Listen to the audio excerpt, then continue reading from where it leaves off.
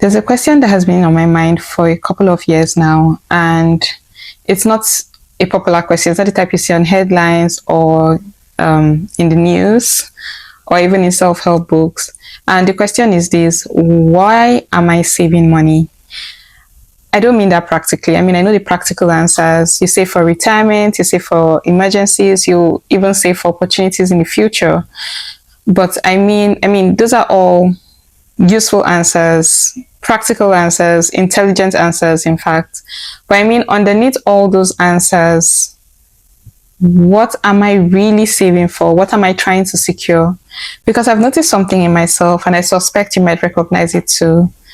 There's a version of saving that feels like discipline, but functions like fear. And there's another version that is, rarer and harder to build, that feels a little more like freedom. Many of us are operating on the first version, and we don't even realize it. Hello there, my name is Idara, and welcome back to The Prudent Drift, a channel where we discuss intentional and slow living in a loud world that has been designed to keep us distracted and dissatisfied.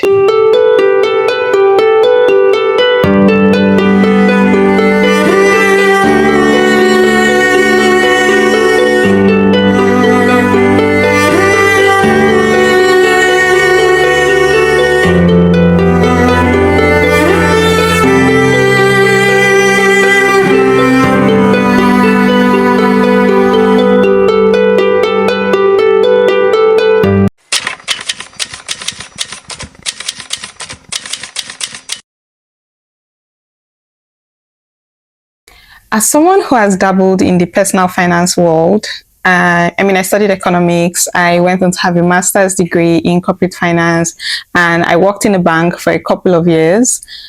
And even right now, I still have a day job that deals a lot with, finance. I would say I have seen a lot of frameworks, quite a number, and every framework that I've encountered, from the most conservative to the most progressive, agrees on one thing: you should save money. Emergency funds, retirement funds, rainy day reserves, the language changes, but the directives remain the same. Put something away for later. And that's not wrong. It's genuinely good advice. I have given that advice myself, and I still stand by that advice. I think it's a good advice. But here's what I don't think is talked about enough, and that is the motive behind the behavior. Because you see, the motive matters just as much as the behavior itself. Psychologists have a term for this. They call it the why behind habitual action. James Clear talks about it in terms of identity.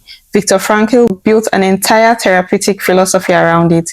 Even the Stoics, Marcus Aurelius, Epictetus, made a distinction between actions taken from virtue and actions that look like virtue but are driven by something else entirely. You see, the distinction when it comes to money looks like this. There's saving from strength, a forward-looking, values-aligned, choice to defer gratification because you believe in something greater than the present. And then there's also saving from fear, which is backward-looking, fear-driven, and it's a behavior that is fundamentally about avoiding pain and not building anything. They can look the same from the outside, the same spreadsheets, the same bank account, but they have completely different internal architecture.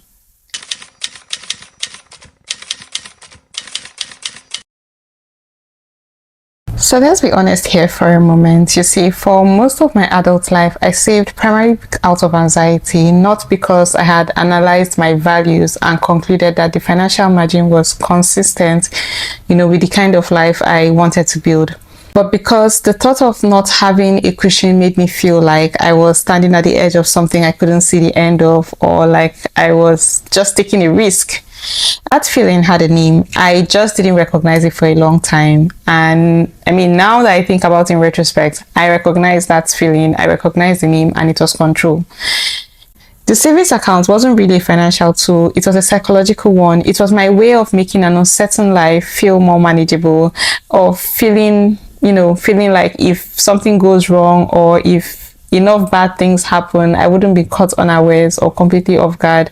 And here's the insidious thing about saving from fear: it never feels like enough. Even better, there's research on this.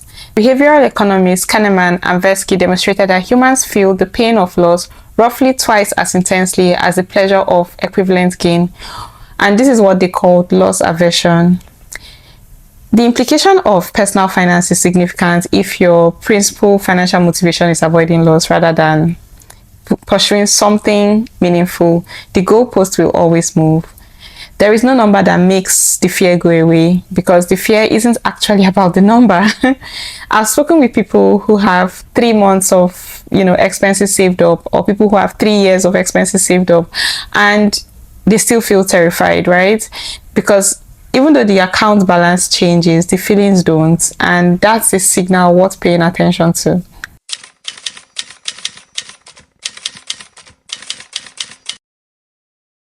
Here's what I've come to believe, and it's that the reason why most of us save money from a place of fear instead of strength is that we haven't made peace with uncertainty. And that's not a financial problem, that's a philosophical one. You see, the ancient Stoics had a practice they called premeditatio malarum. This is the premeditation of evils. It sounds dark, but the intent was almost the opposite. The idea was to sit with the possibility of loss, of illness, financial ruin, debt, anything you can think of. And it's not about being paralyzed by it, but being freed by it, from the paralysis that comes from never thinking about it again. I understand that as Christians, we don't like to think about the possibility of bad things happening to us. We are scared of using our mouths to proclaim negativity, but at the same time, we have to remember that anything that can happen in this world can happen to you. So, look at the story of Job, right? Job was a faithful man. He was a good man by all accounts. He was the perfect, the perfect follower of God. And yet affliction still came to him. And what makes him stand out is, doing ordinary things in extraordinary ways. Basically, he handled that affliction, which could have happened to anyone, in an extraordinary way. He was steadfast. Seneca put this more plainly: omnia aliena sunt, tempus tantum nostrum est. Everything is alien to us, only time is truly ours. What the Stoics understood, and what modern behavioral science has proved or confirmed, is that uncertainty does not become manageable by eliminating it. It becomes manageable by changing your relationship with it.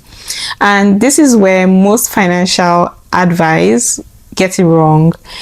It promises a destination, financial independence, early retirement, a paid off house, as if arriving at that destination will finally make you feel okay. But destinations don't dissolve anxiety about uncertainty. Only a different relationship to the unknown does that. The people I've watched handle financial hardship with genuine composure, and I've known a few, weren't composed because they had more money. They were composed because they had been trained over time by smaller uncertainties that they didn't run from. They had learned to say, I don't know what's coming, and I can still act with integrity in the present moment. That's not financial strategy, that's a philosophy, but it produces better financial decisions than any spreadsheet I've seen.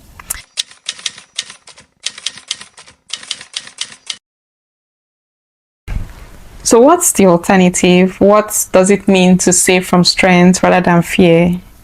And I think it starts with a question.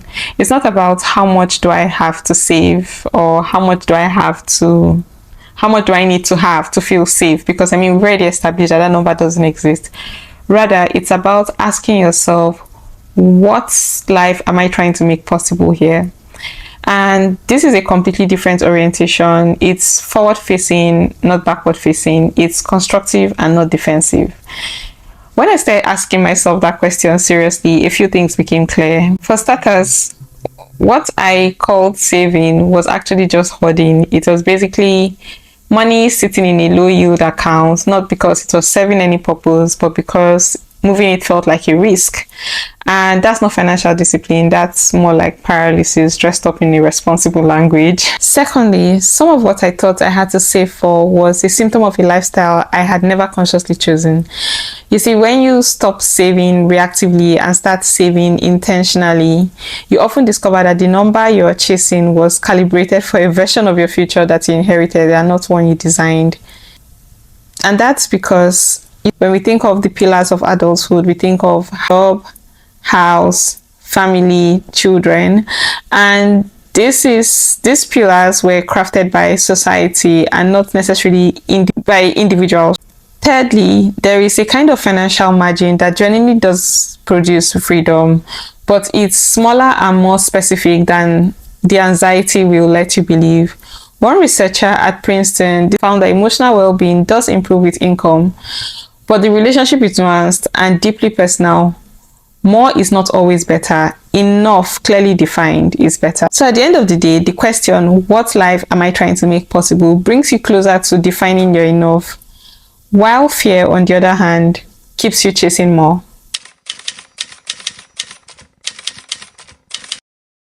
There's a word I want to reclaim here, and it's a word that's been somewhat drained of meaning due to overuse, and that word is responsibility. In the context of personal finance, responsibility is usually invoked to mean don't spend more than you earn, pay your bills, save for retirement. That's all reasonable. But it's thin. It treats responsibility as a set of rules rather than as a posture towards the future. The deeper meaning of financial responsibility, the one I think, worth living by, is this. You are a steward of resources that exist within a web of relationships. You have a relationship to your future self who will need certain things. You have a relationship to your family, your community, the people who may one day depend on you, like your children. You have a relationship to the broader society, which functions on, and I mean when it functions well, on trust and restraint. Financial responsibility, when understood this way, is not primarily about security, it's about faithfulness. Faithfulness to those relationships, faithfulness to the set of values that extend beyond what the market can price. And that reframe changes everything. Because you see, if you're saving because you're afraid, you make decisions that serve your fear alone, which is like hoarding when you should invest, paralyzing when you should act, and resenting constraints that are actually appropriate. On the other hand, if you're saving because you are faithful to the people who depend on you, to the life you're building, to the values you've chosen, you make decisions that will honor those commitments and you'll sleep better. Not because the uncertainty is gone, but because you've stopped fighting it.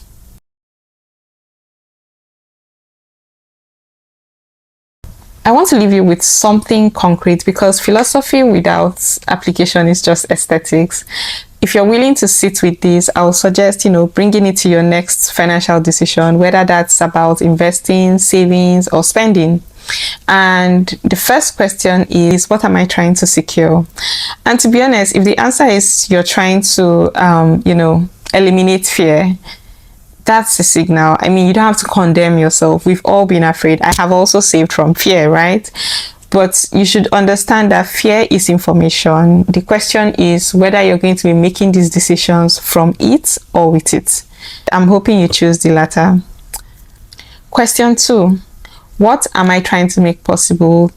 This is a forward-facing question. It asks you to connect your financial behavior to a vision, not just an emotion. It requires you to have thought about what kind of life you're building, for the future, which is harder than it sounds and more important than any investment strategy if you think about it. Question 3. Is this decision one that I'll be willing to explain to someone I respect? This is the accountability question. And I know that we like to say, oh, it's my life, it's my decision to make. And yes, it is. Nobody's policing you.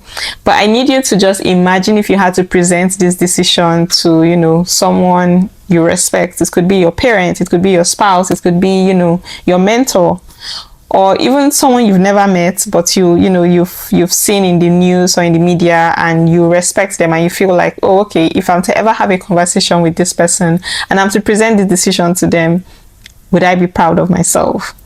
And it's not in a legalistic sense, but in the sense that integrity requires an audience, even an imagined one. The economist Tyler Cowen calls this thinking out loud for the wisest person in the room.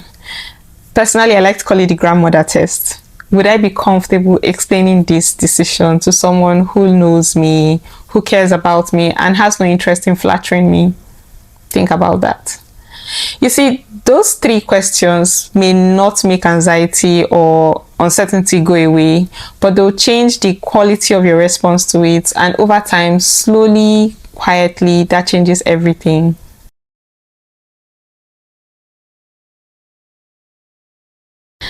I said at the beginning that I've been sitting with a question for a couple of years now, and here's where I've landed. Provisionally, humbly, the way I think all conclusions should be held.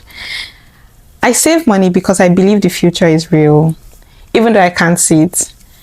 I believe the people in my life are worth protecting, even though I don't know what that protection will need to look like.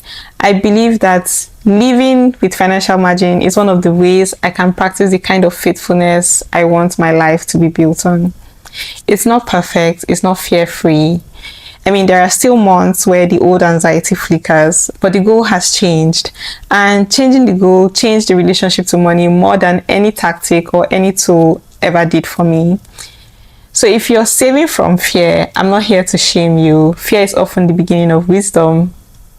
Like I said, I've been there and I'm wiser now. But I just want to let you know that it's not the destination. The destination is something calmer, something more like conviction. I hope this video was worth your time, and I hope it resonated with you in a way that you would find useful. If something here landed, please share it with someone it might reach. It could be your family, your friends, even your co-worker who you feel is anxious about money. So until next time, remain steady. Bye.